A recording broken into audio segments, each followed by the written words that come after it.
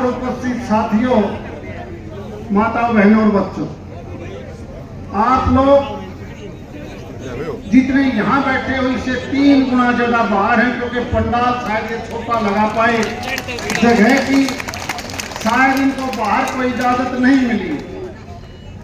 देखिए ये तो मेरे सामने बैठे हैं, इनमें और पैंट कमीज पहनने वालों में बहुत फर्क है, बहुत फर्क है। कुछ एक आदमी एयर कंडीशन में रहते हैं, वो पसीना 1 मिनट भी सहन नहीं कर सकते। उनके लिए अगर कोई मीटिंग होगी तो एयर कंडीशन में होती है। लेकिन आप लोग एक कार्यकर्ता, तो भारतीय जनता पार्टी जिसकी पहचान करती है और ये संगठन की पार्टी है। मलिक साहब आपको चल पड़े, आओ कैसे वापस बैठो यार, कैसे जाओगे? क्योंकि हमारा जिला परिषद के तीनों चेयरपर्सन यहीं पर हैं और मेरे से पहले बोलने वाले ने सभी का नाम ले दिया था, इसलिए मैं माफी चाहूंगा कि मैं सबका नाम नहीं ले पाया क्योंकि समय ज्यादा लग गया है। देखिए वो लोग भी हैं जो बहुत, आपने देखा होगा जब ये देश आजाद हुआ 1947 में, हमारे से बाद में आजादी मिली चाइना को, अच्छा मजबूत नेतृत्व तो उनको मिला, चीन, अमेरिका और रूस को भी क्रॉस करके आगे चला गया, लेकिन हिंदुस्तान फिर पीछे रहा। उसका मुख्य कारण यही था कि हमारा नेतृत्व कहीं न कहीं कमजोर था। बहुत अरसे के बाद नरेंद्र मोदी जी ने जब देश की कमान संभाली, आप देखिए आंकड़ों से आपको पता चल जाएगा, आने के बाद सबसे पहले उन्होंने नोटबंदी करी और नोटबंदी के लिए केवल 2 नंबर के जो नोट थे, जिसके पास आम आदमी के पास 1 नंबर का पैसा था, लेकिन 2 नंबर वालों ने बहुत चिल्लाए, बहुतों ने तो पानी में, समुद्र में पैसा फेंक दिया और बाकियों को कहा कि मेरे को आधे में बदलवा दे, आधे तू रख लेना। ये था प्रधानमंत्री जी का नोटबंदी। उसके बाद एक जीएसटी लगाई, टैक्स के नाम से बहुत बड़ी कंपनियां इस देश को लूटती थी, क्योंकि अलग अलग टैक्स के नाम थे।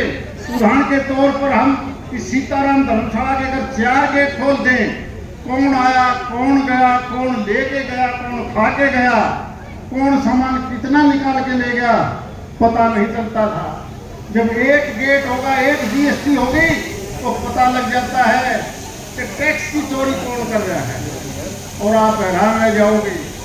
2013 का कांग्रेस का बजट, जो सारा देश का पैसा इकट्ठा होता था, खजाने में जो जमा होता था, केवल 18 लाख करोड़ रुपया सालाना था, 18 लाख करोड़ रुपए।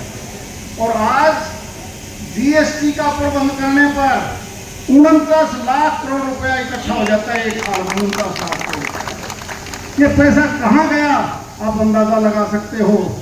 देश में तकरीबन 2.5 लाख फर्जी कंपनियां पकड़ी गई, 2.5 लाख फर्जी कंपनियां, क्योंकि ऑनलाइन हो गया, बैंक का आधार कार्ड से जोड़ दिया, और वो फर्जी कंपनियां क्या करती हैं, एक साल में 30-31 लाख रुपया अपनी जेब में डालती थी। 30-31 लाख करोड़ रुपया थोड़ी अमाउंट नहीं होती। और कैसे करती हैं, कोई आदमी दुबई में बैठा है, कोई बंबई में बैठा है, और उसने कंपनी बना ली नारनौल की दुकान के नाम पर, महेंद्रगढ़ की दुकान के नाम पर, और उन कंपनियों का कारोबार क्या है। जब वो सामान बेचते हैं कच्चा या पक्का, कपड़ा, लत्ता, लोहा, असली सामान नहीं बेचते, मिट्टी और भाठे डाल के भेज देते हैं, और बाद में बिल देते हैं कि हमने इतना सामान भेजा है, और सरकार से विड्रा करवा लेते, उस टैक्स को जो रिबेट था वो पैसा उनके पास आ जाता। ऐसी बहुत सी कंपनियां, 2.5 लाख के आसपास की कंपनियां जब पकड़ में आई, तो ये बजट 18 लाख करोड़ से 49 लाख करोड़ पर पहुंच गया। और जब ये कंपनियां ठाई, तो बड़े बड़े पॉलिटिकल आदमी, जिनके सहारे उनका काम चलता था, कोई किसी का डायरेक्टर है, कोई किसी का एसोसिएट है, कंपनी एक मानस उसमें डायरेक्टर मिलेंगे 50, 100, 200, और हर आदमी करोड़ों रुपए जो उनकी जेब में गया वो सारे चिल्लाने लगे, सारे के सारे कि इस मोदी ने मारो, नहीं तो हमने मारेगा सारे। लेकिन क्या वो 142 करोड़ का पैसा केवल उन कंपनियों को जाने देगा? मोदी जी का एक निर्णय है कि मैं एक एक पैसा करप्शन में नहीं रहने दूंगा। ये सारा पैसा भारत के 142 करोड़ का आदमी का पैसा है, ये पैसा इनके पास रहेगा। आप देखते होंगे कंपनी का मालिक बैठा है बंबई में, जहाज में, हेलीकॉप्टर में चलेगा, और आप लोग रात दिन मेहनत करोगे, दिहाड़ी बने कोई 1000 रुपए की, और वो 1 मिनट में 10 करोड़ 20 करोड़ कमा लेते हैं। वो कंपनियां केवल हिंदुस्तान की नहीं, आपको यूपी में मिलेंगी, बिहार में मिलेंगी, हरियाणा में मिलेंगी, सब जगह कंपनियां मिलेंगी। और उन कंपनियों के मालिक कौन कौन हैं? धीरे धीरे जब ऑनलाइन होके ऊपर आएगा तो आप हैरान रह जाओगे देख के कि ये नाम भी नहीं हो सकते हैं। इसीलिए कांग्रेस के बहुत नेता इस आस लगाए बैठे हैं कि अगर हमारी सरकार बन गई तो हम दोबारा उसी पैसे को, इसको दोबारा जीएसटी को बंद कर देंगे, दोबारा 370 को खत्म कर देंगे। ईमानदारी से बताओ, जम्मू कश्मीर जिसकी 370 की आप बात करते हो, 370 से पहले माननीय अमित शाह जी ने पिछली लोकसभा सेशन में जब कांग्रेस के और नेशनल कॉन्फ्रेंस के सांसद 370 का विरोध कर रहे थे, उन्होंने एक सफेद पत्र जारी किया। मेरा देखिए, 370 से पहले कश्मीर क्या था? सन 1952 से पहले सारी की सारी जमीन हिंदुओं के नाम थी। सन 52 से पहले सारी जमीन हिंदुओं की, और आज 1 इंच जमीन भी हिंदू के नाम नहीं छोड़ी, क्योंकि वहां का मुख्यमंत्री अपने आप को प्रधानमंत्री कहलाता है। दिल्ली से इजाजत लेने की जरूरत नहीं, डीसी हो, तहसीलदार हो, पटवारी उनके हाथ में थे। अब उनको खतरा है, इसीलिए कहते हैं कि 370 हम दोबारा लगाएंगे। कौन लगाने देगा 370? आप याद करिए, जब भारत से पाकिस्तान अलग हुआ, बहुत बड़ी आबादी इधर से उधर आई, और जब पाकिस्तान से हिंदू इधर आया तो कितनी मारकाट हुई थी। उसके बावजूद भी पाकिस्तान में 23% आबादी हिंदुओं की बची हुई थी। हिंदुओं की आज पता है कितनी है? केवल 1.5%, केवल 1.5%। और जब भारत सरकार ने कहा कि हम सीएए का एक नया कानून लेके आएंगे, जिसका विरोध कांग्रेस और टीएमसी ये सारी पार्टियां कर रही हैं कि हम सीएए को लागू नहीं होने देंगे। क्या है ये सीएए? केवल ये है कि उन देशों में जो मुस्लिम देश हैं, वहां से जो आबादी हिंदुस्तान में जिन्होंने यहाँ आके शरण दी है, हम उनको यहाँ पर रहने का अधिकार देंगे। सिर्फ इतना है। वो कहते हैं कि इनको अधिकार क्यों दोगे, दूसरों को भी लेके आओ। अरे तुम में से जाके देख लो। अब ईमानदारी से देखो, ये जो बड़े लोग हैं क्या काम करते हैं। कश्मीर की सारी जमीन केवल 2 परिवारों के नाम चली गई, शेख अब्दुल्ला और मुफ्ती मोहम्मद सैयद के नाम पर।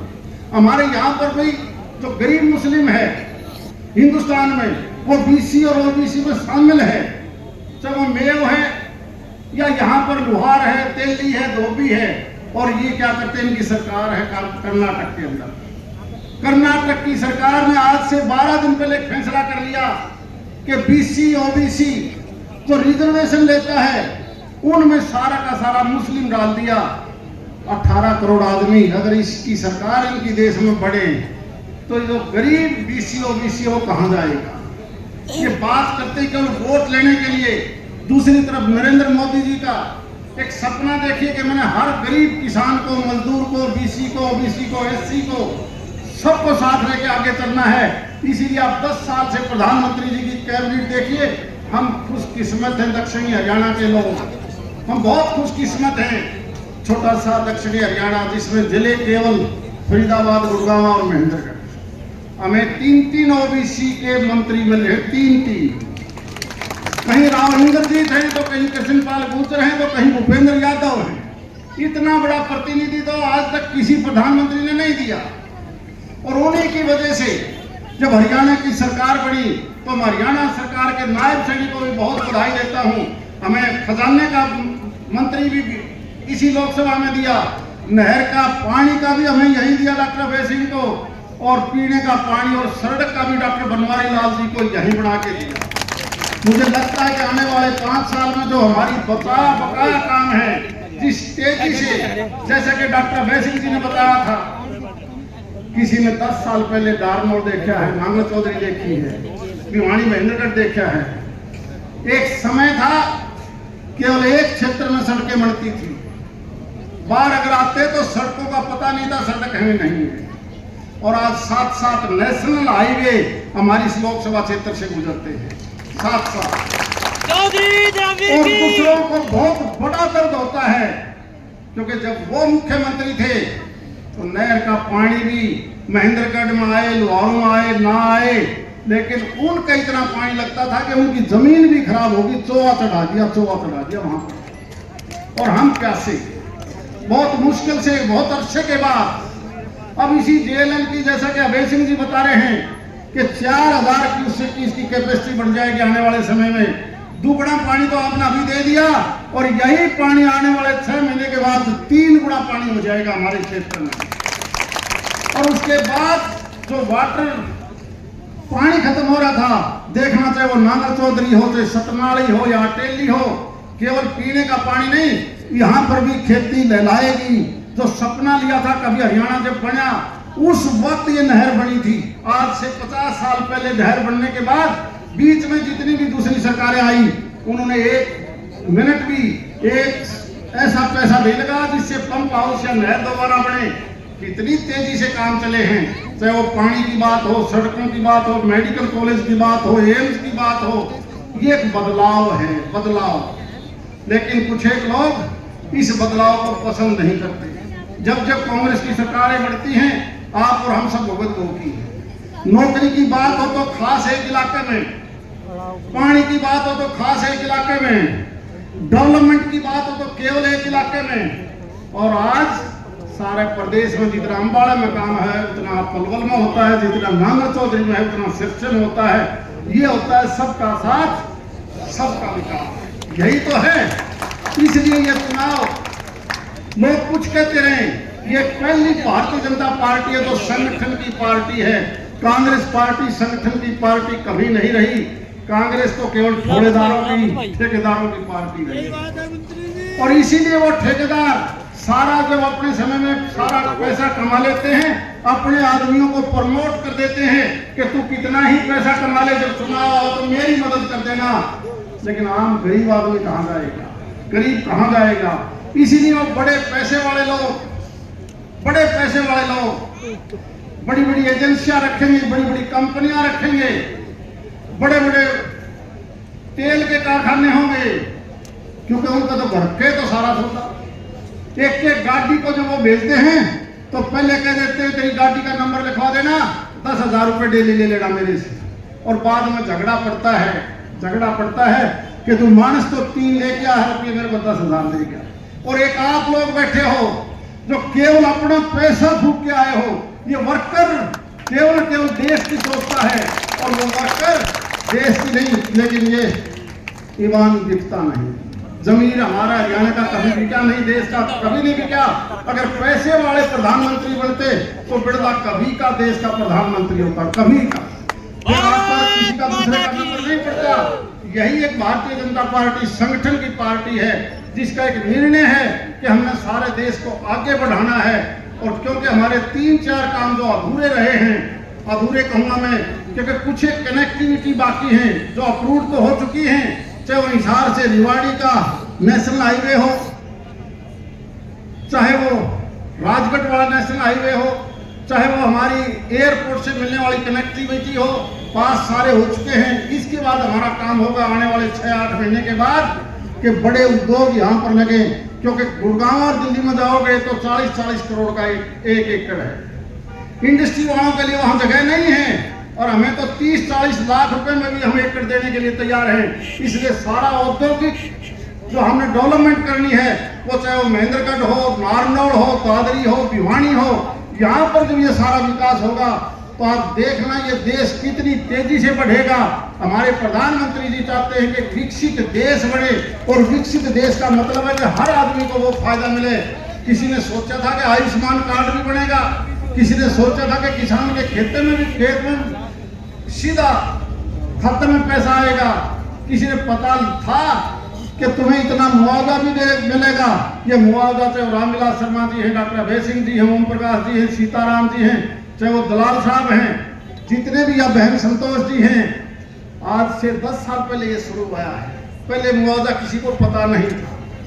इसलिए जो आने वाला टाइम है वो केवल और केवल हिंदुस्तान का रहे, यही भारत के प्रधानमंत्री जी चाहते हैं। इसलिए इस चुनाव में मेरी आपसे प्रार्थना है, जिस पार्टी ने जात पात को खत्म किया है, वरना वो पार्टियां किसी विशेष जाति के नाम पर वोट ले जाती थी और फिर अपने जिले के नाम पर वोट लेती थी, और जब सरकार बन जाती तो केवल अपने क्षेत्र में काम करती थी। अगर दोबारा कभी ऐसा हुआ तो ये इलाका फिर पिछड़ जाएगा। मुझे पूरा यकीन है कि ये दक्षिणी हरियाणा दोबारा से नहीं, इस तेजी से रफ्तार करेगा कि उन जिलों से भी हम आगे निकल के दिखाएंगे। इसलिए कुछ एक बड़े लीडरों में आना था, लेकिन हमने उन्होंने रिक्वेस्ट की, हमें तो सिर्फ नाम भर के आना है, ये कोई नामांकन पत्र का दिन है, नामांकन दाखिल होने का दल वो है। आज हमने कोई जलसा या रैली नहीं कर रखी, और आप भी केवल मेरा पत्र, नामांकन पत्र दाखिल करवाने के लिए आए थे, केवल और केवल क्योंकि बड़े लीडर राव इंद्रजीत जी का भी आने वाली 13 तारीख को अटेली और महेंद्रगढ़ के बहुत से गांवों में प्रोग्राम है। मेरी प्रार्थना है कि जब जब बड़े लीडर आए, ये ध्यान रखना कि आप अपने आप पर बंद करके उनकी बात भी जरूर सुनना। बहुत बहुत धन्यवाद है।